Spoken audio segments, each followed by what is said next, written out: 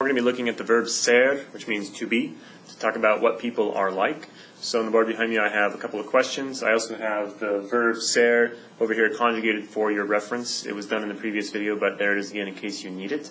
So there's two questions, and I answered each of them in two different manners just to remind you of the adjective agreement with the noun. So right here I have this question, como eres, and which means what are you like? If you guys remember earlier, you've learned the question, ¿Cómo estás?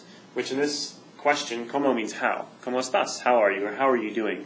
Over here, ¿Cómo eres? The ¿cómo doesn't really mean how anymore. Now it means what. So what are you like? To answer that question, if you're a boy, you could say, soy alto, fuerte y cómico, or just some adjectives to describe yourself. If you're a girl, you'd say soy also, and then baja, rubia y bonita, if you're short, blonde, and pretty. Down here, I've got one more question. If I wanted to ask what somebody else is like, so maybe I wanted to know what John is like, I could say, ¿Cómo es John? Or ¿Cómo es Juan? And John's a boy, so to answer that, I could say, John es, or I could just say, es gordo y perezoso. He's fat and lazy. And then maybe the person's a girl, so ¿Cómo es Amanda? What's Amanda like? And I could say, Amanda es morena y guapa. For example, just keeping in mind that the adjectives here need to match up with the noun they're describing, which in this sense, the noun is the person you're talking about. So it's a guy or a girl. So keep that in mind when you're describing what people are like. So once more time, ¿Cómo eres? Means what are you like? ¿Cómo eres? To answer it, soy or yo soy, and then put some adjectives after it, describing yourself. Down here, ¿Cómo es? Or ¿Cómo es? And then a person's name.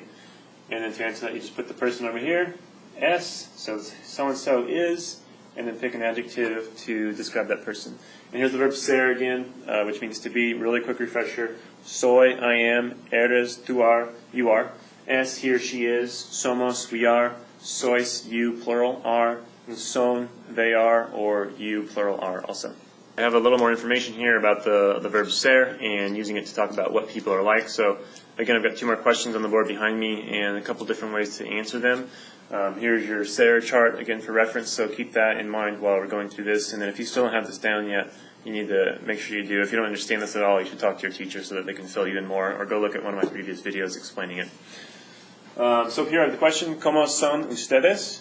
¿Cómo son ustedes? Hopefully you remember that from a while back when we learned this word ustedes means you, plural. So if I said, how are you, or literally, what are you guys like, then those guys would respond with, we are something. So, ¿Cómo son ustedes? What are you like? Plural, what are you, plural, like? If these are boys they're talking to, they could say, somos, we are, altos, fuertes y cómicos. And if they're girls that I'm talking to, they could say, somos bajas, rubias y bonitas.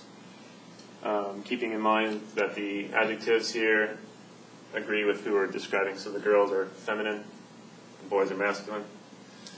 One more question down here. A little more information, but I think it's actually a little bit easier in this one, because this one over here, it switches the person from ustedes to somos, because we're asking you, plural, and we're going to we are. Down here it's going to say the same.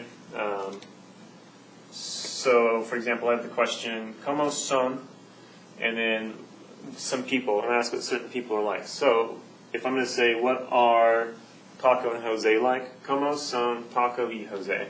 So I could say them right here, Paco y Jose son gordos y perezosos. We're still talking about them. What are they like? They are something. So you can keep it in the same form here. If I'm saying what are they like, como son ellos, and they're guys, it'd be the same here, son gordos y perezosos. Down here, if I wanted to know what these girls were like, como son Juana y Teresa, I could put it down here, Juana y Teresa son morenas y guapas. Notice that the adjectives agree with the noun that they're describing. One last quick thing with the verb ser and asking what somebody is like. Here's your question again. ¿Cómo eres? So what are you like? So we've learned that you can say soy and then add an adjective after that to describe what you are like. But what if you have a certain color eyes or a certain type of hair? Instead of saying, like, you wouldn't say I am green eyes, you would say I have green eyes. Or I have green eyes. So if you wanted to say that, you'd say tengo ojos verdes. I have green eyes. Maybe you have blonde hair. Tengo pelo rubio. Now, I put this up here. It doesn't really matter if you're a guy or a girl answering this question. The reason is because these adjectives right here aren't describing you, the person. They're describing your hair.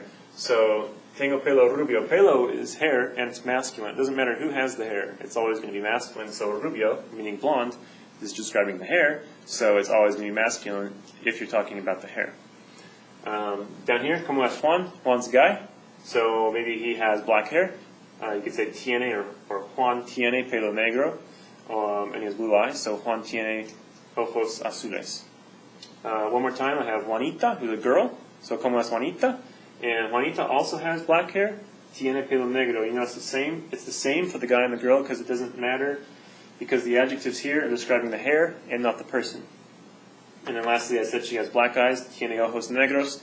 And again, the adjective black is describing the eyes, which are masculine and plural, and not the girl. So negros is masculine plural to describe the masculine plural noun and not the girl.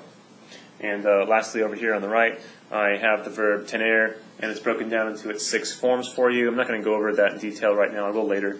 But just in case you're curious, tengo, tienes, tiene, tenemos, tenéis, tienen.